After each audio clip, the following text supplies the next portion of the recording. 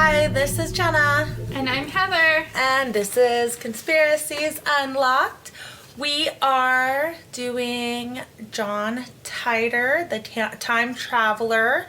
This is part 3.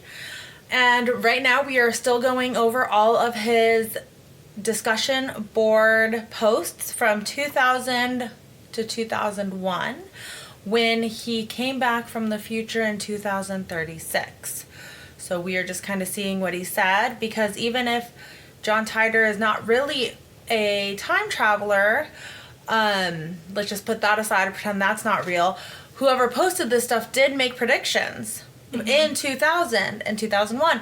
So we're just kind of going through and seeing what the predictions, if they have come true, and some of them have come true, and what was maybe just guesses and what didn't come true at all. So we're going to start off on January 26, 2001. John Titor talked more about the government and the new Constitution.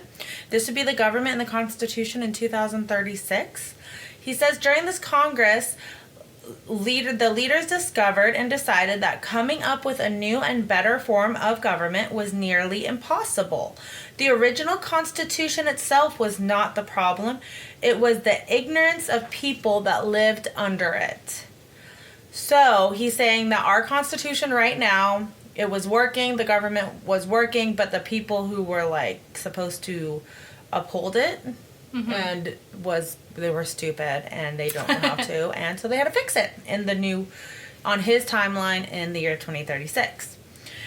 And someone asked him in the forums, do you like your new Constitution? And he says, from my viewpoint, it's very effective. I'm a very strong believer in local or state rights, which I think is like, just from his thought process, is pretty spot on. Like, you want to be, I think it is better to be governed locally than at the presidential level. I mean, then you get really you get your needs met because there's less people to govern per area, you know? And I feel like too, not only that, but it's more attainable for you to be able to get in touch with your local representative than it is to reach to the president. Yeah. There's too many people you have to go through to reach the president. Yeah. So if it's just your local governor, or I guess it would be their local president, because they have 5 presidents for each territory, it would be easier to manage for your area. Yeah, of course. I'm sure there's many parts of the country that that Biden has not seen, Trump or any president has not seen, some of these rural areas that probably could really use some TLC and has been ignored and pushed to the side for ever, pretty much. Yeah, so I can see that. Yes. So then he starts answering questions on how he intends to get home. He said, they ask, when are you leaving to go home? And Titor said that there are certain windows I must wait for in order to leave. There will be 2 this year. The first one opens this spring. So I'm wondering if it has to do with like the spring and fall equinox. Oh, I didn't think about that. Like yeah. something to do with like the planetary alignments or something. I'm not sure. So it didn't go into detail of that, but is it and then they ask, is it possible for you to return to this timeline once you leave?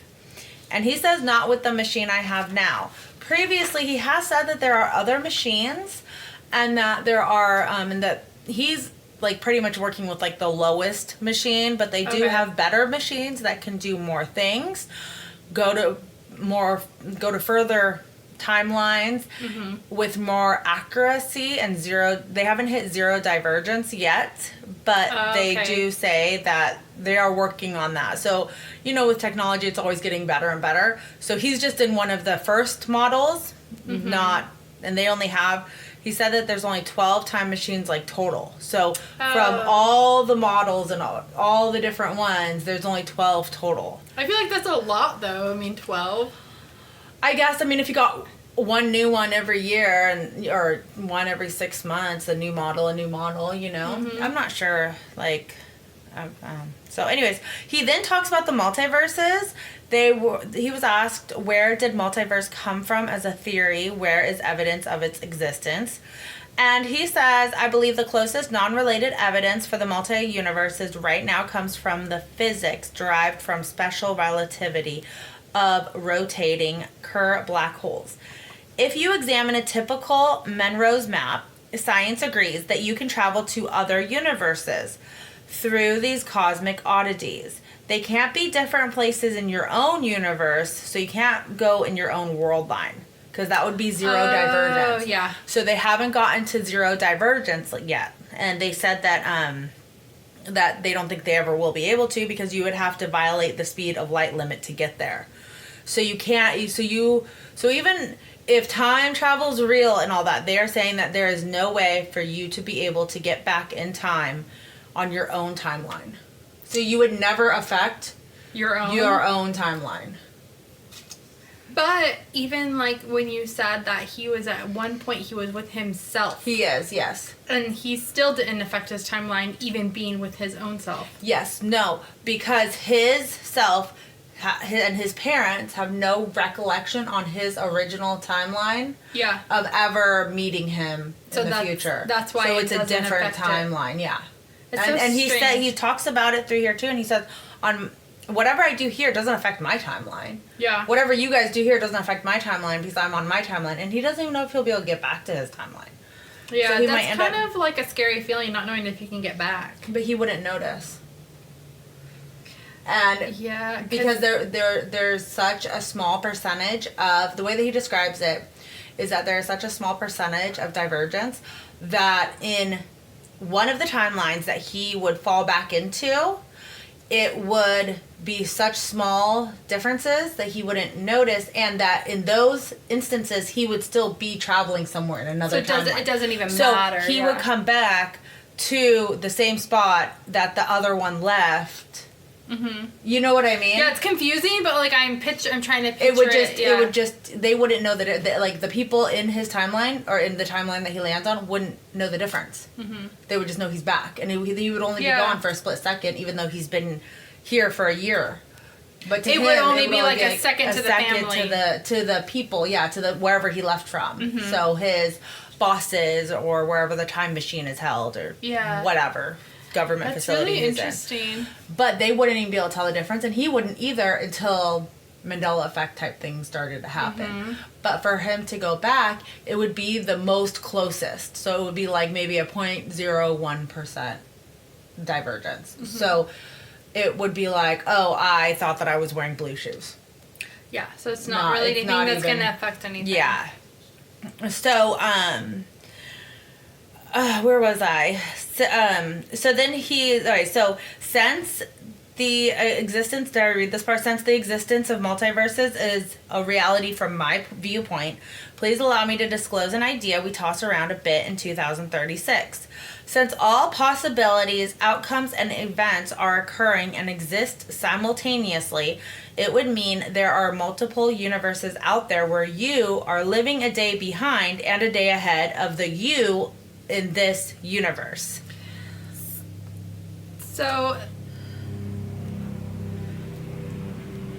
there's multiples, like, so not even multiple of this day, mm-hmm. but multiple, like, not multiples of us in this day like doing parallel? different things. It's not even just parallel. It's like there's parts of us that are still living in yesterday. There's another you that's in yesterday. There's another you that's in tomorrow. So not only does the fabric of time, like, go horizontally, but now it's going vertically too. The timelines mm-hmm. are going both ways, diagonal in every which way. And then he was asked, there are some...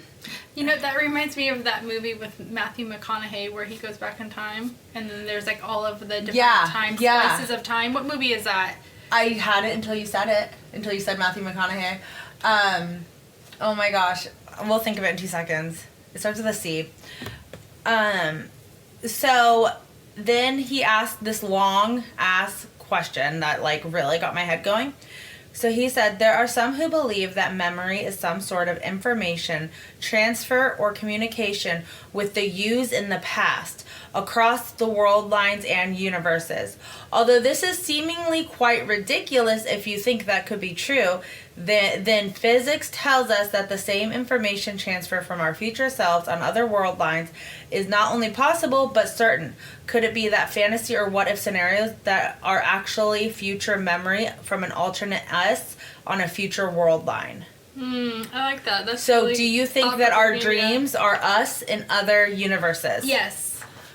I really do think that when you dream, you go to almost like another universe or realm or different Yeah. And I feel like if people visit you that have passed away in your dream, they are actually crossing over and they're sending you a message. From the other universe or the other universe. Line. Yeah, line, realm, universe, dimension, plane. It's interesting, huh? Mm-hmm. Yeah. According to physics, there is no reason why this cannot be true. Mm-hmm. That's what he says. Yes, I did see a post too saying that when you sleep, if you get the recommended hours of sleep, for 3 hours of that time, you are actually in another state of consciousness, like another state of being, almost like another dimension or realm. That's crazy. So then on January 26, 2001, he posted there was more questions about how to get back to his world line, and he does answer them with an analogy that I like, so I'm just going to read what he has here. So they asked, your mission to go back in time seems rather pointless since you stated earlier there's no way to get back to your exact starting point on his timeline. And then he says, the reality of infinite possibilities is rather difficult to get a grip on, and if it were not for the math, I would delegate it to the realm of religion. I like to think of it as a standing in a room with mirrors on all the walls. I can look to my right and left and see many me's, all doing exactly the same thing. If we all took a step to our right and passed through a dimensional doorway to the next mirrored room, it would be very difficult to tell if anything had changed. In that sense, there are an infinite number of world lines waiting for me to return with the computer. If I can get to one of them, I have completed my mission. So that's what I was saying, that just as long as he gets back to one of them, then he's good. And you know what that made me think of with mirrors?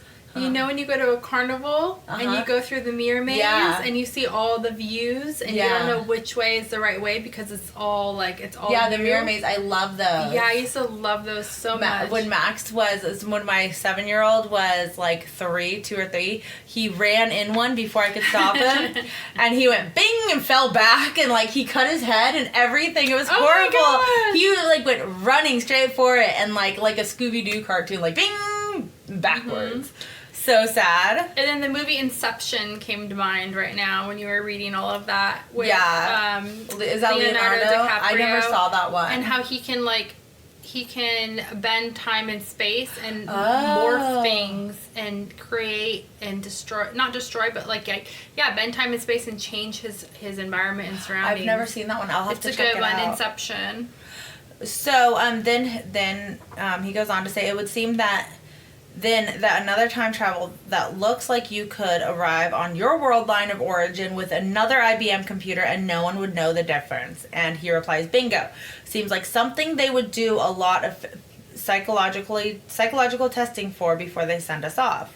Mm-hmm. And earlier he was talking about how they have to go through 2 years of extensive physical as well as psychological testing and training to become a time traveler.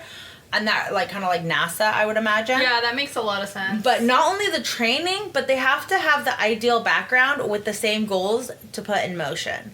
So he does how he's like, no, I'm not going to tell you this. I'm not going to tell you that. I'm not going to, give you the winning numbers. I'm not, all that stuff for personal gain. Because he could, potentially go get a history book, look at everything, and then go back with that, and then just live his life on this other timeline perfectly, all nice and dandy. Yeah. And just leave his timeline fine. Well, because he knows what to avoid and where to be, and knows what's going to happen, so he can have the best outcome for himself. Even if he doesn't tell anybody else what is happening, he can have the best outcome for himself. Yeah. So John Titor was able to, because his grandfather helped build the time machine, and he has a background in military. So that's what made him the candidate. But if he had not passed the 2 years of training, he would have gotten the boot and not been able to go. Okay. So it's like really extensive because they want your mental state to be good, and they want to make sure that you're in it for the same goals as everybody is in it. Yeah. Because if they have the wrong person in it, they could be in there trying to like just doing it so they can get the winning numbers of this lottery or like whatever. Exactly. So then all of a sudden it seems that he switched discussion boards, and as of January 28th, 2001, he is like immediately answering the same type of questions, but does say that he likes this discussion board better because it is more of a conversation than an attack. So so I skimmed through a lot of it, and I just wanted to see if we get any more information from what we already did, and there is more information. So he's back to talking about and clarifying how he would get back to his timeline, because he is now saying he probably won't, but another one of him will, and no one will notice the difference. So exactly what I was saying. Mm-hmm. And then he says, what's the point of fixing something in one world line if there's an infinite number of world lines where a problem doesn't exist? And that was actually a question from someone else. And he says, our actions and decisions are based on the knowledge we have in our own world line. Yes, the bell-shaped curve is a useful tool, but if we are capable of change, for the better, then we feel we should at least try. Even if, quote-unquote, I don't return to my exact world line, a similar me probably will. Besides, I just look at it as helping a world line where their time-traveling me didn't show up, but I did. Mm-hmm. So then, January 28th, 2001, and he talks about his flight and how he goes from years to years. So his initial flight was from 2036 to 1975, which is 61 years. I then went from 1975 to 2000, 20 years later. Later this year, one of my 2 favorable windows will be open, and I will return to my 2036, 35 years forward. I am here now for personal reasons. The webpage is not mine. I have been speaking online for about 3 months, and the page is a collection of the various documents and pictures I have sent to the other individuals. And I do have pictures of certain things that we will post. That I'll have to send to you, Heather, and we'll post them. And then he goes on to say, also, I realize there is no way for anyone to believe me with absolute certainty, so I'm hoping I am at least entertaining. You may be interested to know that even in 2036, there are a large number of people who don't believe in time travel. Are you sure the world is round? What is he saying now? Are you sure the world's round? Yeah, like why is he asking that? Is that like a hint at the flat earth or what? So January 29th, he says, in the last few months I have had numerous extended conversations online, and there are quite a few things I've said which can easily be checked out, but haven't. I get no pleasure out of being right when it comes to the CJD disease, war in the Middle East, or suffering people in faraway lands. There is nothing like the look on someone's face when you tell them 100,000 people will be dead tomorrow. True. In my travels, I have discovered that most people really don't want to know about the future, because if it's different than what they want, it ticks them off. Actually, I don't blame them. So, let's just talk about that. War in the Middle East. They're like, oh, well, I guess they're always at war, but literally... But there's been increasing war. Yeah, but in that time period, because that was January 2001, literally in 8.5 months later was 9/11. Mm-hmm. And that created, like, the biggest war in the Middle East, at least, like, in our lifetime, that I think, right? I mean, that was a huge factor, huge, yeah. So, and then they ask, are the Olympics still being played in the future? And he says, as a result of the many conflicts, no, there were no official Olympics after 2004. However, it appears they may be revived in 2040. But, like, that never happened. We had Olympics. Even in 2020, they had Olympics. Didn't they? They didn't call off anything. They've always had them. So that was wrong. I don't know if there was Olympics in 2020. If there was, nobody could go to them. It would just be the athletes. The athletes, yeah. I think that they still did it. Why are there, somebody asked, why are there only 2 windows of opportunity for you to go back? Does this have anything to do with the weather? And he says the weather isn't a factor as much as gravitational tidal forces are at the point of arrival. So that's why I was thinking the spring or autumn equinox because of the tidal and the moon and where everything is. Yeah, I can see that. Okay, so this gets interesting because this is how he talks about time travel and how the divergence works. So he says the distortion unit reaches its target destination by using very sensitive gravity sensors and atomic clocks. The basic unit of calculation is the second. So yes, in a sense, you do, quote unquote, dial in a date and the computer system controls the distortion field. At maximum power, the unit I have is capable of traveling about 10 years an hour. 10 years So it would take 5 hours for him to get back to 1975. Or 6 hours. And then he goes on, unfortunately, time travel is not an exact science. There is inherent error and chaos in the computer's ability to make accurate calculations. Based on the current technology of the clocks and sensors, distortion units are only accurate to about 60 years or so. So no, in 2036, we are unable to travel back 1,000 years due to the error rate in the system. The divergence between the world line of origin and the target world line would be too great. If one were to try and travel back that far, history would look nothing like what you would expect. So if you were to go past 60 years, the divergence would all of a sudden be like 50% of the world. It'd be totally different. Yeah. And then he says, listen to this. The year 2008 was a general date by which time everyone will realize the world they thought they were living in was over. The Civil War in the United States will start in 2004. I would describe it as having a Waco-type event every month that steadily gets worse. Waco? The conflict will consume everyone in the U.S. by 2012 and end in 2015 with a very short World War III. Okay, obviously these events never happened, but many people do believe that either 2008 or 2012 was the end of our timeline and we diverged with another timeline causing the Mandela effect. Maybe because of CERN? Well, as far as the events happening every month, didn't we have that in 2019 and 2020? We had the Australian fires, COVID, like it was like every month something new was happening. Right? So maybe his predictions are true, but in this time they're like a decade behind. So maybe he was able to inadvertently stop some of the issues from happening sooner, but they're still happening later. And so we have had the math to time travel since the 70s. We just didn't have the technology. He also said that. So it's almost like a puzzle. We had most of the pieces, but didn't know how they fit together, and we had to wait for like the last few pieces to come into play before we figured out the puzzle. I wonder if any of the stuff that they're using could be from crafts that they reverse engineered from aliens. Other world or aliens or something. Like we said in the other episode, he thinks the aliens might be time travelers too. Mm-hmm. So what if they are reverse engineering from other time travelers? And it's just our technology, but from the future. From way in the future. And then somehow we got it from when they crashed. Yeah. And then they're making these time machines with them. So, February 4th, 2001, he talks more about the government in 2036. He is asked, if you could change one thing about your government right now, what would it be? And he says the United States is still a representative of republic in 2036, but it was touch and go for a while. After the war, the U.S. had divided into 5 general areas based on their economic and defensive strengths. Many people blamed the government organization for the war, and the last Constitutional Congress was held in 2020 to officially scrap the Constitution and start over. New World Order? Mm-hmm. Fortunately, but he says that he's not scared of the New World Order because it already happened for him.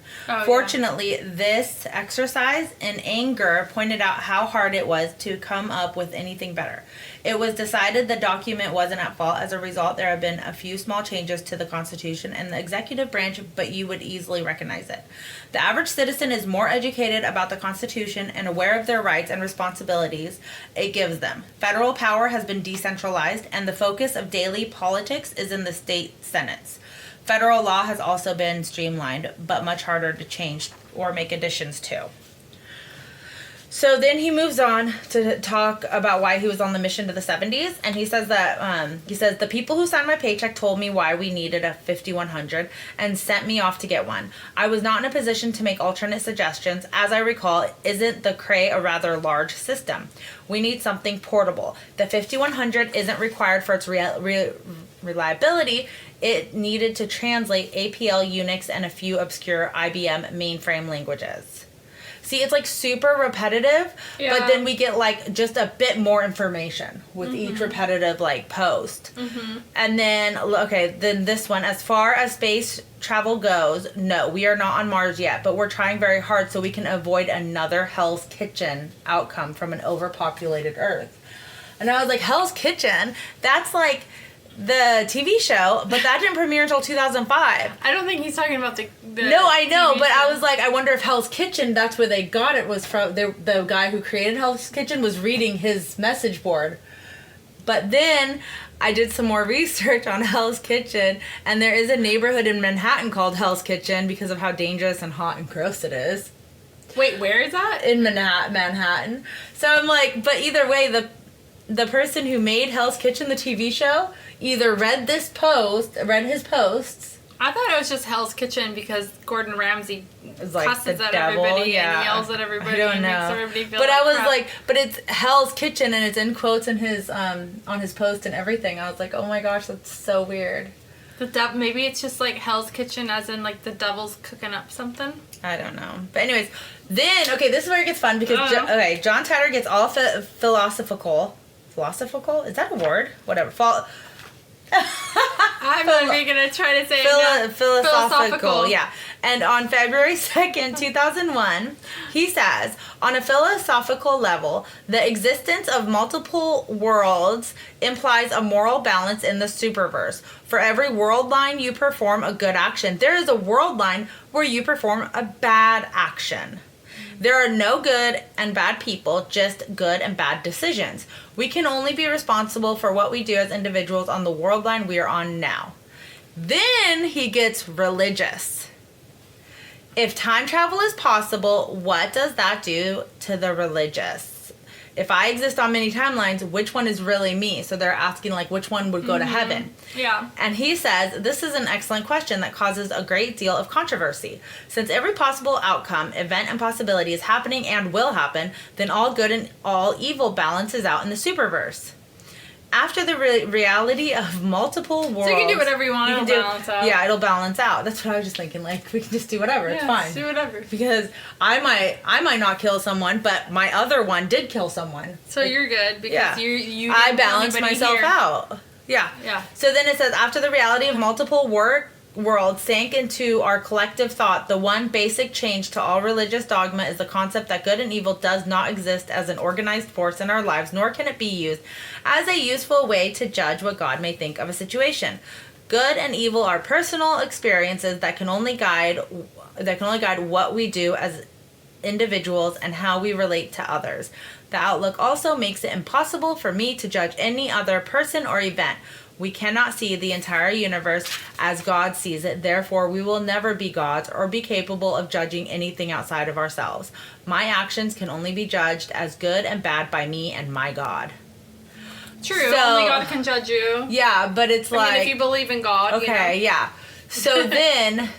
There's another area of thought that maintains all of the yous out there, so all the universal yous will make up the quote-unquote you that eventually returns to God. In that manner, it is frustrating to know that you are capable of and acting on all the thoughts and ideas you have regardless of what the you here is doing.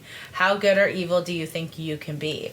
So that's interesting because that's what we were just saying, like, it's very weird. It's very interesting. And then he says, I think there's only one God. I also think our soul may be a combination of all the collective thoughts and actions of the infinite yous. Ooh, that's good. If that is true, it becomes very difficult to define death until all world lines come to an end. Mm-hmm. But is there an end? Not if you can live to 500 years with medical science evolving. There's even an idea supported in physics apparently, but I have a hard time with this one. This is his words, not mine. There is some sort of communication going on between all of the yous that are out there. Some people think that memories, intuition, and conscious are actually attempts by one version of you to talk to another.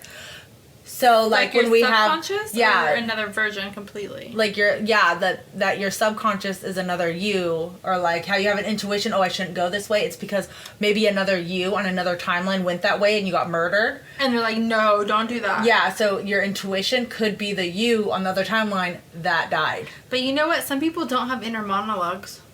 That's weird. Maybe they only live on one timeline. Maybe they're NPCs. Yeah. That's what it has to be. Yes, they are NPCs for sure. Then. Yeah. Definitely non-player character. And then he has like jokes. I don't know if he's joking because he doesn't take like some of the sarcasm and stuff. He doesn't really take it well. He doesn't really understand like, oh, I don't buy your story. And he's like, what the fuck? Like, I'm not selling anything. So how can you buy my story? But anyways, he says, potential hazard of being a time traveler. Always putting things off until you can get back to doing them. I'm like, yeah, that's a good one. And then what's even worse is having the ability to go back and help the you there, and you won't even listen to yourself. I'm like, he's funny. Oh yeah, you won't even listen to yourself.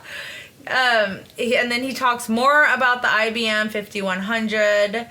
And that the reason why he's here for it is because it will have a time error in 2038.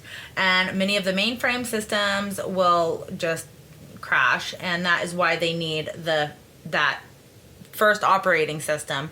Because the first operating system is what like ran everything. And then as it progressed, they like stopped using it. But they need it to reprogram to fill in the gaps. Yeah, okay.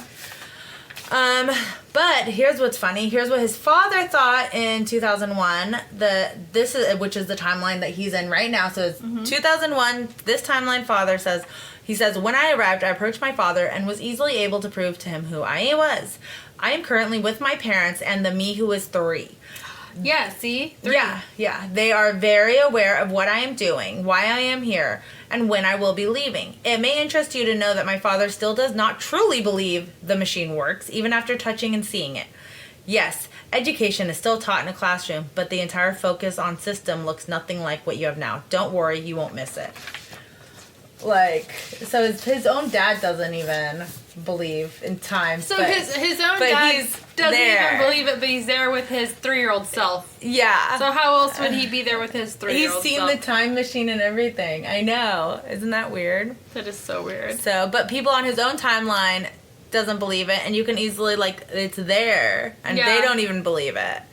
So, it's just like things that happen in our world right now that is there and happening, like cloud seeding and HARP and all this stuff, that people are still like, no, it's not real, when it is. You can look up the patents for these things. Like it's real life. It's on the government websites and everything. So yeah, it's not. It's public knowledge if you know where to find it. It's not an alternative fact or anything weird. So he did touch on a lot of things like CERN. Yeah. And the Middle East war. Yeah. And that's not all of it. I'm just ending there. There's probably going to be like at least one more part of information. But it's probably just going to be the same repetitive stuff. So I'm going to try to make it less. Through it. Yeah.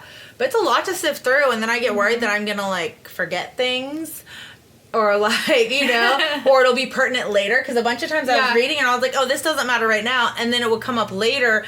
And I'm like, fuck, what exactly did that say? Yeah. So it always, like, it keeps coming back because it keeps talking in circles. It's like reading Britney Spears' book. Oh, gosh. So, okay, well, that was it. So stay tuned for next week for part 4. So, thank you guys so much for listening. And don't forget to share, like, and subscribe.